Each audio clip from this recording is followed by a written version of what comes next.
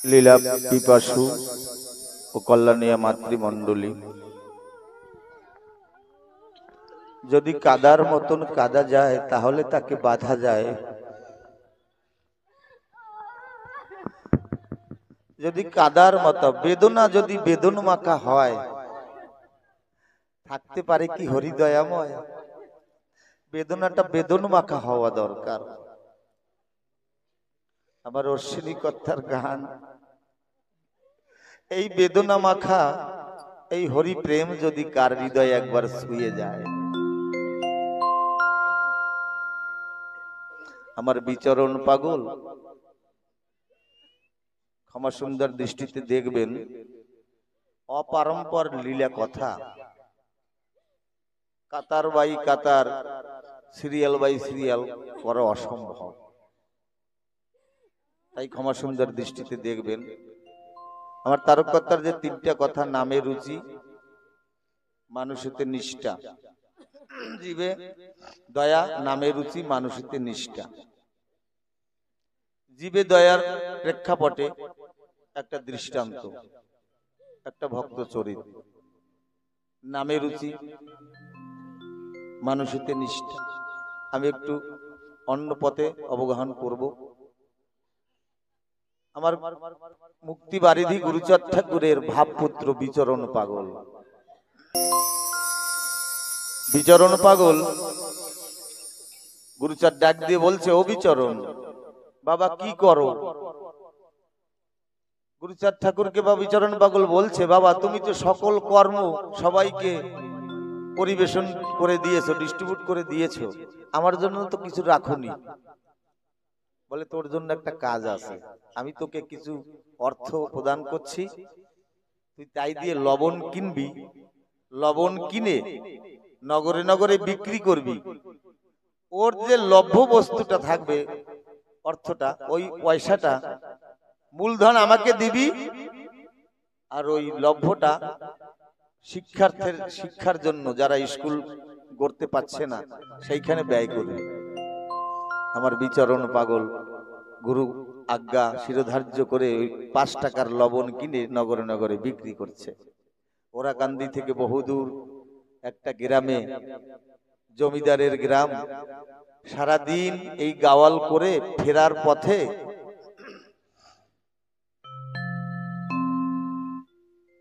সন্ধ্যা আগত এমতো অবস্থায় কে যেন মমতাময়ী সুরে বিচরণকে ডাকছে, বিচরণ, ও বিচরণ।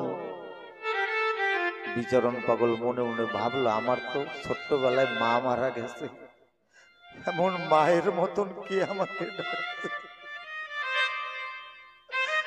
আমি ছোটবেলায় মাতৃহারা হয়েছি, আমি জ্যাঠা জেঠিমার কাছে মানুষ হয়েছি, সমাজের কত মানুষ কত না তিরস্কার, কত না লাঞ্ছনা ভাবে আমাকে স্মরণ মনন করেছে, কিন্তু এমন মায়ের মতন করুণ সুরে কে ডাকছে আমাকে? ইতি উতি পলক মারছে, দেখছে না, সন্ধ্যা আগত, দিনমণি অস্ত চলে যাচ্ছে, রাত্রি আসছে, এই সন্ধিক্ষণে আবার করুণ সুরে, মমতা ভরা সুরে, দরদ ভরা সুরে ডাকছে, বিচরণ, ও বিচরণ, আমি তোর মা ডাকছি। যেই বললো যে আমি তোর মা ডাকছি, মাতৃহারা সন্তান বলে, কই মা, তুমি কোথায়? দেখে যে একটা কালী মন্দির, এখানে আর আশেপাশে কোথাও কোনো মানব শূন্য। যখন ওই সমীপে গেলেন, ভিতর থেকে আবার শব্দ এলো, অবিচরণ, অবিচু, আমি আমি। বলে, কে তুমি? বলে, আমি মা আদ্যাশক্তি মহামায়া।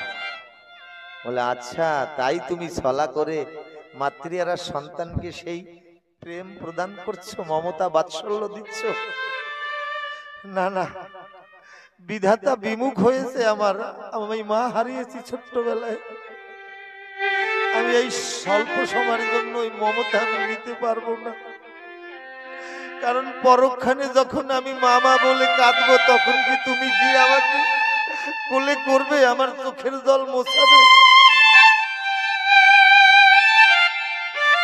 বলে না, তুই শোন বাবা, এই রাজমাতারা আমারে কপালে তেল সিঁদুর দেয়, ওই সিঁদুর গলিয়ে গলিয়ে গড়িয়ে গড়িয়ে আমার এই চোখের মধ্যে পড়ছে, আমি দেখতে আমার কষ্ট হয়, অবলোকন করতে কষ্ট হয়, তুই একটু কষ্ট করে আমার এই চোখের মধ্যে সিঁদুরটা গিয়ে সেটা মুছে দিয়ে যা, তুই ভালো সন্তান, আমার ভালো ছেলে বাবা।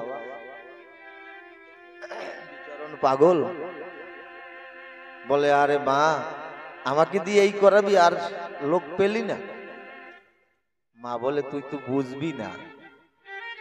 তবে বিচরণ পাগল কি করলো, একটা গাছের ডাল ভেঙে এনে দরজাটা, মূল দরজাটা বন্ধ ছিল, ওই জানালা দিয়ে ওই ডালটা দিয়ে যখন মায়ের ওই তেল মাখা সিঁদুর মুছতে গিয়েছে, তখন নরবরিতে অকস্মাৎ মায়ের ওই মুন্ডুটায় লেগেছে বা হস্তে লেগেছে, হাতটা মুন্ডুটা ভেঙে গিয়েছে, কারণ খড়মাটির প্রতিমা কিনা। এমতো অবস্থায় ওই রাজ কর্মচারী জমিদারের যারা পেয়াদা সমুদায় ওনারা ছিলেন, ওরা লক্ষ্য করছে একজন পাগল একটা লাঠি দিয়ে মনে হয় মায়ের কিছু ক্ষতি করছে। ওরা পাশে এসে দেখলো মন্দিরের ভিতরে মায়ের ওই মুন্ডুটা ভাঙা। তখন ওরে তাড়া করলো, পাগল সারাদিন এই লবণ বিক্রি করিস, গাওয়াল করিস, আর এই ধর্ম বিরোধিতা করিস। তখন ওই বিচরণ পাগলকে, মাধুর্য প্রেমের পাগল কিনা, খুব বলবান, বলে না পিতৃধনের উপরে হরিধন বিরাজ করে, এই ভক্তরা এক বিন্দু পিতৃধন নষ্ট করে না, বীর্যবান বলবান। ওকে আর সবাই ধরে রাখতে পারলো না, ওদের ছাড়িয়ে বিচরণ পাগল এক দৌড়ে সিধা ওরাকান্দি চলে গেলেন। গিয়ে গুরুচাঁদ ঠাকুরকে প্রণাম করে বলছেন, গুরুচাঁদ বলছে কিরে এত হাঁপাচ্ছিস কেন? বলে বাবা তোমার বিচরণের আর খের নাই, মানে উপায় আর নাই। বলে কি করে এসেছিস? বলে এমতো অবস্থায় আমাকে ডেকেছিল, আমি তাদের ওই তেল গলানো সিঁদুর সরাতে গিয়ে, উপকার করতে গিয়ে অপকার হয়ে গেছে, তাই জমিদারের রাজকর্মচারীগণ আমাকে ধরার চেষ্টা করেছিল, কিন্তু আমি বাবা গুরুচাঁদ বলে এক হুঙ্কার দিয়ে আমি এক দৌড়ে তোমার কাছে এসেছি। গুরুচাঁদ ঠাকুর ধমক দিয়ে বলল, হারামজাদা এখনই পলায়ন কর, আজকে তুই ওরাকান্দি থাকতে পারবি না, ওখানে গিয়ে জমিদারের কাছে তুই ক্ষমা চাবি, তারপরে ওখান থেকে ফিরে আসবি। বিচরণ পাগল মনে মনে ভাবছে, আমি যদি ক্ষমা চাইতে যাই তাহলে তো ওরা সকল কিছু জমা করে দেবে আমার। বিচরণ পাগল যখন রওনা দিল, গুরুচাঁদ ঠাকুর বিছানতে ডাক দিয়ে বলছে, ও বিচু, যত দেখবি বিপদের আশঙ্কা তত তীব্র বেগে হরিনাম করবি, যত দেখবি বিপদের আশঙ্কা আনয়ন হলো তত তুমুল বেগে হরিনাম করবি। বীজ মন্ত্র দিয়ে দিল। বিচরণ পাগল ওখানে সারাদিন না খাওয়া অবস্থা, বড় আশা করে গেছিল গুরুচাঁদ ঠাকুরের চরণে জায়গা পাবে বলে। আবার গুরুচাঁদ ঠাকুরের আদেশ অনুক্রমে আবার ছুটলো বিচরণ পাগল। মনে মনে ভাবছে, না জানি তোমার কি খেলা। যখন সারা রাত্র পাশের গ্রামে, যখন প্রভাতের সূর্য উদিত হলো, বিচরণ পাগল মাথা নতমস্তক করে ওই জমিদারের গৃহ দ্বারদেশে গিয়ে দাঁড়ালেন। যখন জমিদারের রাজকর্মচারীগণ দর্শন করলেন বিচরণকে, হই হুল্লোড় পড়ে গেল যে এসেছে সেই মায়ের মুন্ড ভাঙা পাগল, ধরো ধরো একে ধরো। ওকে ধরে বেঁধে কেউ কেউ মুষ্টাঘাত চপেটাঘাত মেরেছে, ওই অবস্থায় নিয়ে গেছে। বিচরণ পাগলকে যত ওরা করে আঘাত, তত তীব্র বেগে হরিনাম করছে। হরিনাম করতে করতে বিচরণের কায়া যেন বোমে পৌঁছে যাচ্ছে। জমিদারের সামনে নিয়ে হাজির করেছে। জমিদার দর্শন করলো পাগলকে, বলে ওকে বেঁধেছিস কেন? ওকে খোল, খুলে দে। যখন বললো, বলো নির্মম সুরে, বড় মমতা ভরা সুরে, নির্মম নয় মমতা ভরা সুরে বলল, ওকে খুলে দে। তখন বিচরণ পাগলের মনে একটু কেমন যেন আনন্দ প্লাবিত হচ্ছিল, আশার কিরণ জেগেছিল। না জানি এই আনন্দের পিছনে কত নিরানন্দ আছে। ওই জমিদারের ঘরণী গৃহিণী ওকে বরণডালা সাজিয়ে ওকে বরণ করে বলে, এসো বাবা তুমি ঘরের মধ্যে এসো। ঘরের মধ্যে গিয়ে দেখে সুন্দর পারিজাত বেষ্টিত ওর বসার আসন করে রেখেছে। বিচরণ মনে মনে ভাবে, যখন ফুলের উপর মানুষ শয্যাশায়ী হয় বা বসে তাকে ফুলসজ্জা বলে, আর যখন ফুল মানুষের উপরে বসে তখন তার সরসজ্জা হয়। আমি তো এখন ফুলের উপরে বসেছি, ফুলসজ্জা হয়েছে, এর পরক্ষণে এই ফুলই আমার উপরে বসবে, তখন আমার সরসজ্জা হবে।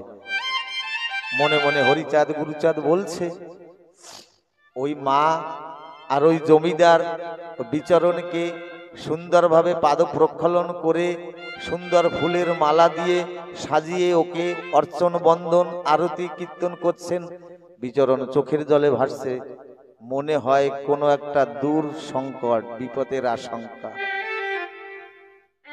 আমাকে মনে হয় এরা এই মা কালীর কাছে সাজিয়ে গুছিয়ে আমাকে মনে হয় বলিদান দেবে। মনে মনে গুরুচাঁদকে ডাকছে। পূজা অর্চনা বন্দন করে ওই জমিদার আর ওই জমিদারের রানী মা বিচরণকে নিয়ে বলে, চলো মন্দির প্রাঙ্গণে যেতে হবে। যখন নেমেছে, কত দূর এসেছে, তখন বিচরণ পাগল বুঝতে পেরেছে যে আমার আজ আর উপায় নেই, আমার শেষ দিন আজ সম্মুখে এসেছে। জমিদারকে বলল, জমিদার মহাশয় আমার একটা কথা নেবেন? আমরা ওরাকান্দির ভক্ত, আমার বাবা এবং তার বাবা প্রথম আজ্ঞাটা হলো সদা সত্য কথা কহিবে। আমরা সত্যের পূজারী, আমরা মিথ্যা কথা বলি না বা জানি না। আমি সত্য সত্য বলছি, আমাকে একটু হাতটা ছেড়ে দিন। আমি বুঝতে পেরেছি আমার বিদায় লগন ঘনিয়ে এসেছে। আমি এই বিদায় লগনে আমার বড় মা সত্যভামাকে একটু জনমের মতো শেষ প্রণামটা করে নেই। আমার বাবা গুরুচাঁদকে আমি একটু জনমের মতো প্রণাম করে নি। আমি দৌড়াবো না, পালাবো না। বিচরণ পাগলকে জমিদার ছেড়ে দিয়ে বিচরণ পাগল প্রণাম করলো। প্রণাম সেরে অগ্রসর হলো মা কালী মন্দিরের সামনে এসে দাঁড়ালো। মন্দিরের বারান্দায় পাগলকে বসতে দিয়ে ওই জমিদার আর ওই মা বিচরণ পাগলকে বলছে, পাগল তুমি জানো, তুমি মায়ের এই মুন্ডটা ভেঙে যখন চলে গেলে, সকলে আমাকে নালিশ জানানোর পরে আমি ক্রোধান্বিত হয়েছিলাম ওরাকান্দিবাসীর পরে। কিন্তু রাত্রে ব্রহ্ম মুহূর্তে আমার আদ্যশক্তি মহামায়া স্বপ্নে এসে বলে, ও জমিদার, জীবন ভর তুই আমাকে পূজা করলি, আমি কোনোদিন তোর কাছে প্রকাশ হবার সময় পাই নাই, বা দুটো কথা বলার সেই রকম রাস্তা বা পরিবেশ পাইনি।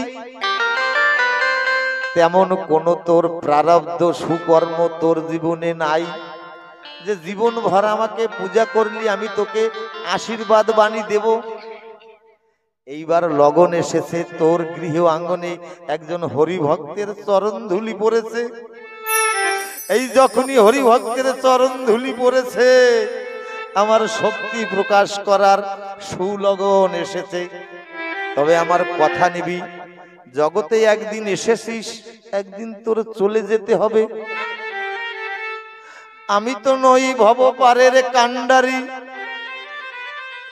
যদি যাবার বেলা মাঝির দরকার হয় যে তোকে পার করে নিয়ে যাবে তোরি, তেমনি একজন তোর ভবপারের কান্ডারি কাল এসেছিল।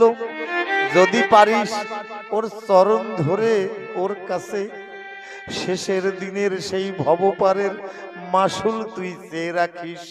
জমিদার বলছে বিচরণ পাগলকে, তাহলে শুদ্ধ হরিভক্ত যেখানে হয় উদয়, সেখানে দেবগণ, দানবগণ, দৈত্যগণ, নর কিন্নর আদিগণ সকল এসে একে একে মিলে যায় সেই সবাই। মহাজন বলছে হরি ভক্ত ভালোবাসে সর্বদেবতায়। বিচরণ পাগলকে প্রণাম করে জমিদার বলছে, পাগল, জীবন ভরে কত পূজা করলাম, কত দান ধ্যান করলাম, কিন্তু আমি ভবপারের জন্য কিছু জোগাড় করিনি। তুমি আমাকে এই আশীর্বাদ করো, শেষের দিনে যেন আমি হরিনাম নিতে নিতে ভবপার হয়ে যাই। তুমি কৃপা করে ভবপারের মাঝি হয়ে আমাকে পার করে দিও। পাগল বলছে, আমি তো একজন সামান্য ভক্ত, আমার তো ওই দায়িত্ব নয়। বলে, রাত্রে আদ্যাশক্তি মহামায়া স্বপ্নে এসে আমাকে বলে গেছে, তোদের একমাত্র বান্ধবই বিচরণ পাগল। তার ভক্তি জোরে সে দেবাদিদেব মহাদেব, যিনি আমার স্বামী দয়াল গুরুচাঁদ, তাকে সে ভক্তি ডোরে বেঁধে রেখেছে। গুরুচাঁদের ভাবপুত্র বলে আখ্যায়িত হয় বিচরণ পাগল। তখন বিচরণ পাগল ভাবলো, আচ্ছা বেটি, তাহলে আমারে দিয়ে এই শুভকর্ম করাবি। ওখান থেকে ওদের আশীর্বাদ দিয়ে ওরা কান্দি ছুটে যায়, গিয়ে গুরুচাঁদ ঠাকুরকে প্রণাম করে। বলে, বাবা গুরুচাঁদ, এ খ্যাপ আমি বেঁচে গিয়েছি। তাহলে হরি ভক্ত, কৃষ্ণ ভক্ত, নিষ্কিঞ্চন ভজন আনন্দী যদি কোনো ভক্ত কোনো গ্রামে বা কোনো গৃহে কোনো এলাকায় জন্মগ্রহণ করে, তার সংস্পর্শে সকল পাষণ্ড দলন হয়ে যায়।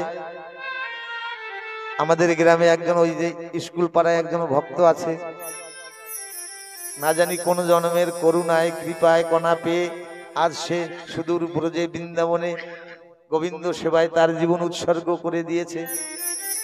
জয় হরিচাঁদ, জয় গুরুচাঁদ।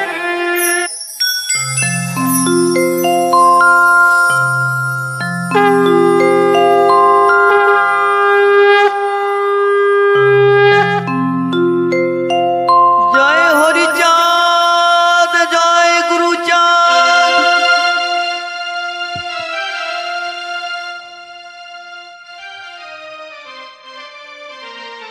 হরি হরি বল, হরি হরি বল।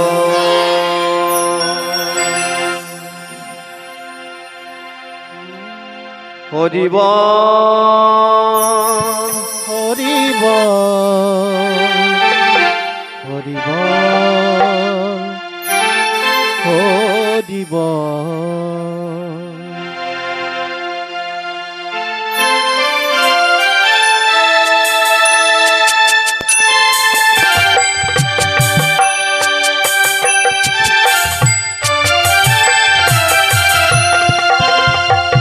হরি বল, হরি বল, হরি বল, হরি বল,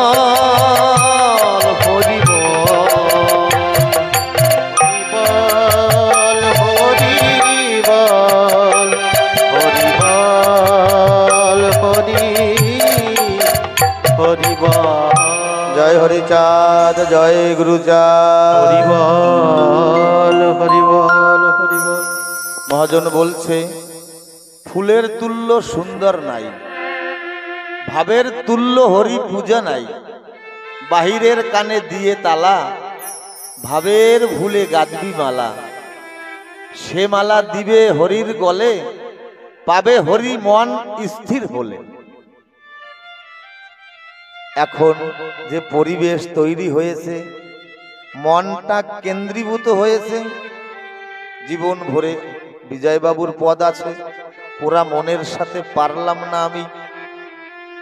সে যে অবিলম্বে ঘুরে বেড়ায় স্বর্গমর্ত দিন যামি। তাহলে এই পুরা মনের সাথে পারা যায় শুধু এই সাধুর বাজারে এলে। সে মালা দিবে হরির গলে, পাবে হরি মন স্থির হলে। মহাজন বলছে, আমাদের প্রশ্ন জিজ্ঞাসা অনেকে বলে মহোৎসব কেন করা হয়।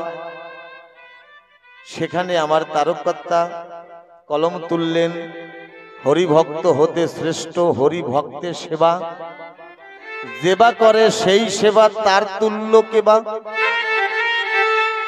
হরিচাঁদ বলছেন, কোনো ভক্ত যদি আমাকে সেবা অর্চনা করে, আমি তাকে আশীর্বাদ নাও করতে পারি, কিন্তু কোনো ভক্ত যদি নিষ্কিঞ্চন নিঃস্বার্থভাবে আমাকে ভালোবাসে, সেই ভক্তকে যদি তুমি সেবা দিতে পারো, আমি তাকে অবশ্যই কৃপা বা করুণা করি। কোন মহাজন পদ দিয়েছেন, আমার হরিকে যে ভালোবাসে তার মতো আর বান্ধব নাই, আমার মনে বলে তাকে পেলে দুই নয়ন জলে তার চরণ ধোয়াই। তাই বলছে, হরি ভক্ত হতে শ্রেষ্ঠ হরি, হরি ভক্ত হতে শ্রেষ্ঠ হরি ভক্তের সেবা, যে যেবা করে সেই সেবা তার তুল্য কেবা। তাই করে মতুয়ারা সেবা মহোৎসব, কীর্তন আনন্দে মগ্ন, হরি হরি রব। সফিয়া নাম মতুয়া বীরে, বক্ষ ভাষায় নয়ন নীরে, একে অপরকে জড়িয়ে ধরে, কেন কাঁদে কিসের তরে,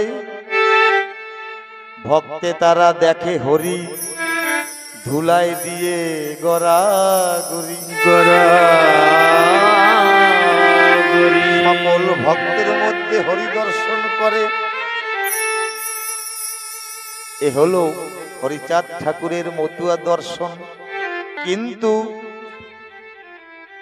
কথা প্রসঙ্গে এগুলো হয়, কাদের হয়? আপনাদের হয়েছে, আমার হয় না। শ্মশান বৈরাগ্যতা বলে। উত্তর ভারত থেকে দুইজন ভক্ত সুদূর জয়পুরে গিয়েছিলেন তারককর্তার নাম শুনে। গ্রামে গিয়ে গ্রামবাসীকে জিজ্ঞাসা করছেন, আচ্ছা তারক গোসাই কে? ওই গ্রামে পুরুষ বাবারা কেহ ছিলেন না, সকল মায়েরা ছিলেন, মাতৃমণ্ডলী। যেহেতু বা কারণ ওই গ্রামে একজন মানুষ মারা গিয়েছিলেন, তাকে নিয়ে অন্ত্যেষ্টি ক্রিয়ার জন্য শ্মশানে গিয়েছিলেন পুরুষগণ বা বাবারা, সবাই চলে গিয়েছিলেন। তাই মায়েরা ওই পথিককে বলছে, তারক গোসাই গৃহে নাই, তোমরা শ্মশানে গিয়ে পাবে। যখন শ্মশানের দিকে রওনা হলো, ওই দুই পথিক মনে মনে ভাবছে, আমরা সুদূর উত্তর ভারত থেকে এসেছি, আমরা তো দেখিনি তাকে, তবে তার অবয়বটা কেমন শুনে আসি। আবার পিছু পায়ে এসে মাকে জিজ্ঞাসা করলো, মা আমরা তো তারককে দেখিনি, হিন্দি ভাষায় বলছে, ও কেসা হোগা? মায়েরা তড়িৎ ঘড়িৎ করে মনে মনে ভাবলো, নিদর্শনটা কেমন দেই। মায়েরা বলল, শ্মশানে গিয়ে দেখবে, যার মস্তকে অগ্নি প্রজ্বলিত তিনিই তারক গোসাই। ওরা এই নিদর্শনটা পেয়ে শ্মশানের দিকে রওনা হলো। শ্মশানে গিয়ে দেখে যারা শ্মশানবাদ যাত্রী, তারা তাদের সবার মাথায় অগ্নি প্রজ্বলিত। তখন ওরা একটা সমস্যার মধ্যে পড়ে গেল, যে ব্যাপারটা কি। আবার ফিরে এলো, মায়েদের কাছে এসে বলল, মা শ্মশানে দেখি সবার মস্তকে অগ্নি জ্বলছে। মায়েরা তৎক্ষণাৎ বলল, তাহলে একটা কর্ম করবে, ওই শ্মশান থেকে বাইরে যখন আসবে, যার মাথায় অগ্নি প্রজ্বলিত থাকবে ওই তারককর্তা। আবার ছুটে গেলেন, ওরা গিয়ে শ্মশানে দেখছে সবার মাথায় অগ্নি। এই অগ্নিটা কি? এই আগুনটা কি? একে বলে শ্মশান বৈরাগ্য। যখন কোনো মরা শব নিয়ে আমরা শ্মশানে যাই, যখন এই ঈশ্বরের কাছ থেকে লোন নিয়ে আমরা এই মানব জন্ম পেয়েছিলাম, ঈশ্বর বলল সাধন ভজন করতে হলে মানব জনিতে যেতে হবে, নরতনু হলো ভজনের মূল। তোমাকে আমি 5টা তত্ত্ব ধার দিচ্ছি, তুমি নিয়ে যাও। এই 5টা তত্ত্ব হলো ক্ষিতি, অব, তেজ, মরুদ, বোম। ওই শ্মশানে আমার সনাতন ধর্মে এই দাহ ক্রিয়া শুধু এই কারণে, ওই শ্মশানে গিয়ে সেই ঈশ্বরের কাছ থেকে যে লোনটা আমরা এনেছিলাম সেই লোনটা ফিরানোর জন্য ওই দাহ ক্রিয়া। এই লোনটা নিয়ে যাও, এই 5টা তত্ত্ব আমাকে আবার ফিরিয়ে দেবে। এবার ও মায়েরা অনুধাবন করুন, যদি কারো কাছ থেকে কিছু ধার নিই, সুদ বাবদ তো তাকে কিছু দিতে হয়। ভগবান বললেন আমাকে দেওয়ার জন্য এই যে 5টা তত্ত্ব তোমাকে দিলাম, এর সুদ বাবদ আমাকে ভজন করবে ওখানে গিয়ে, সাধু সঙ্গের বাজারে গিয়ে সেই ভজন হবে এই পঞ্চতত্ত্ব যে তোমাকে ধার দিলাম এই ধারের সুদ। তাই শ্মশানে গেলে বৈরাগ্যতা আসে। এহেন মাটির কায়া, একদিন ওর মতন আমারও পুরে হতে হবে ছাই। এই দেহে আছে প্রাণ, এই প্রাণ পাখি যখন উড়ে যাবে, এই দেহে প্রাণ আছে যতক্ষণ, ততক্ষণই এই দেহে যত সময় আছে প্রাণ, যখন প্রাণ পাখি উড়ে যাবে ওই 7 তলার মানুষটি গাছতলায় শোয়া রাখবে, গাছতলায় শোয়া রাখবে, শ্মশানে পোড়াবে, হবো এক মুঠো ছাই। আমি ভূ দিলাম, উড়ে গেলাম, আমার জীবনটাও হরি বল। এই ভাবনাটা সবার ভিতরে আসে। আর হানাহানি করব না, আর জাতাজাতি করব না, মন্দিরে গেলে রাম রাম করি, আর মন্দিরের বাইরে এলে ভাইয়ের সাথে রাবণের ব্যবহার দেখাই, এভাবে আর করব না। কত ভালো ভালো মিষ্টি মিষ্টি ভাষা দিয়ে মনকে আমরা বুঝাই, বৈরাগ্যতা আসে। যখনই শ্মশানের ওই সীমানাটা পার হই তখন কিন্তু ওই অগ্নিটা নিভে যায়, তখন ওই ভাবনা সব মূর্ছায়িত হয়ে যায়। কিন্তু তারক গোসাইয়ের ওই ভাবনার অগ্নি আর বন্ধ হয় নাই। তখন ওই উত্তর ভারতের থেকে যে ভক্তরা এসেছে দেখে যে এক একজন মানুষ শ্মশান থেকে বাহিরে বহির্গত হচ্ছে আর অগ্নি ধপ করে নিভে যাচ্ছে, কিন্তু তারক গোসাইয়ের অগ্নি আর নেভে না। এই বৈরাগ্যতা যার একবার জ্বলে ওঠে তার অগ্নি গিয়ে ওই চরণ পর্যন্ত যত সময় না পৌঁছায় তত সময় এই অগ্নি আর বন্ধ হয় না। আমরা এখানে এই শ্মশান বৈরাগ্য এখন আসি, লীলামৃত রসমৃত মহাসাগরে হাবুডুবু খাচ্ছি, এখন ভালো আছি, কোনো চিন্তা নাই, কাম কামনা বিষয় বাসনা কাল সর্প দংশন করছে না। যখনই এই সীমানা পার হয়ে ওপারে চলে যাব, পূর্বরীতে আমরা চলে আসব, সেই ভাব হবে। এমনি ভাবে রক্ত মাংসের শরীর যখন আহার মুদ্রা, আহার নিদ্রা মৈথুন, পশুরও আছে 3টা গুণ। আমরা পশুর ন্যায় হয়ে যাই, হানাহানি জাতাজাতি করি। এমনি করে মতুয়া ভাইরা, মতুয়া পাগলরা, তবে লাঠালাঠি নয়,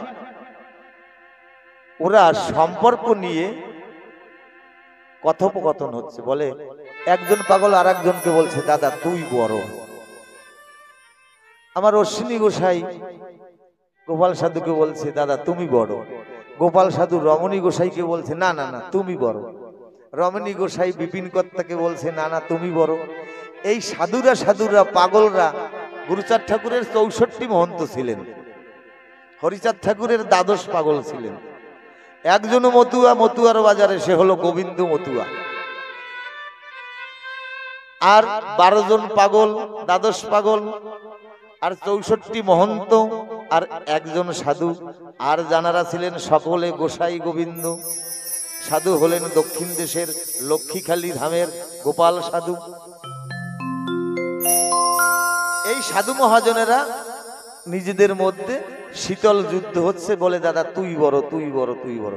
তখন একজন ভক্ত ডাক দিয়ে বলছে, এক সাধু ডাক দিয়ে বলছে চলো কোনো নির্ধারণে আমরা আসতে পারছি না, বাবা গুরুচাঁদের কাছে গিয়ে তানার কাছে সৎপর পরামর্শ বা সঠিক বিচার চাবো। সব পাগলরা গিয়ে গুরুচাঁদের সামনে দণ্ডায়মান হলেন। বলে কি ব্যাপার? বলে আমরা দাদারা কথোপকথন করছি, আমি বলছি এই দাদা বড়, ও দাদা বলছে না না ওই দাদা বড়, এইভাবে বড়র লড়াই হচ্ছে। গুরুচাঁদ ঠাকুর বললে একটু নীরবতা পালন করো।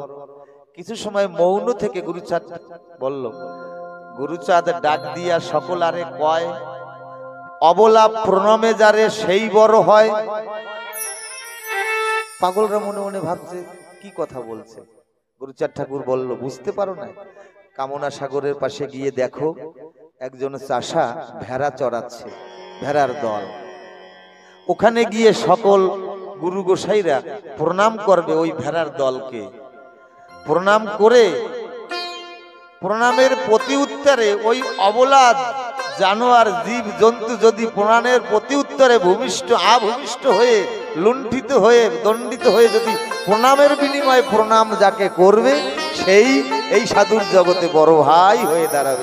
জয় হরিচাঁদ। এই ব্যবস্থা নিয়ে সকল সাধুগণ চলে গেলেন কামনা সাগরের পাশে। কামনা সাগরের পাশে গিয়ে দেখে ভেড়ার দল ঘাস খেয়ে বেড়াচ্ছে। সাধুরা যার যার যে যাকে ভজনা করে সে তাহার ঈশ্বর। গুরু শব্দটা এক, কিন্তু অবয়বটা আলাদা আলাদা। কেউ কারুর শিষ্য, কেউ কারুর শিষ্য। যার যার গুরুর ওই মহানাম বীজ মন্ত্র স্মরণ করে প্রণাম করছে, প্রণাম করছে আর চোখের জলে ভেসে যাচ্ছে। বলছে, বাবা গুরুচাঁদ, বাবা হরিচাঁদ, আমার প্রণামের প্রতি উত্তরে যেন অবলা প্রাণী প্রণাম দিয়ে আমাকে প্রতিদানে মুক্তি করে, মুগ্ধ করে। কিন্তু এক এক করে সকল গুরু গোসাইরা প্রণাম করলো, কিন্তু ভেড়ার দল আপন মনে তৃণ ভক্ষণ করেই যাচ্ছে, করেই যাচ্ছে। কিন্তু সকল গুরু গোসাইরা লজ্জিত হচ্ছে। গুরুচাঁদের শাসন, মতুয়া ধর্ম। এর মধ্যে এমনও পাগল ছিল, পদতলে মা কালীকে দর্শন করিয়েছিল, এমন শক্তিধর পাগল ছিল ওর মধ্যে। সে হলো হুরকার রমণীকর্তা। এ অনেক বড় প্রসঙ্গ। জয় হরিচাঁদ। আবার যদি কখনো সময় হয়,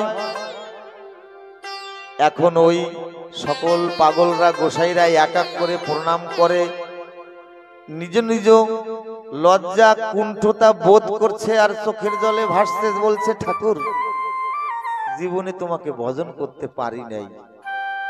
তুমি যে কথা বলেছিলে, গুরুচাঁদ ডাক দিয়া সবাকারে কয়, অবলা প্রণামে যারে সেই বড় হয়।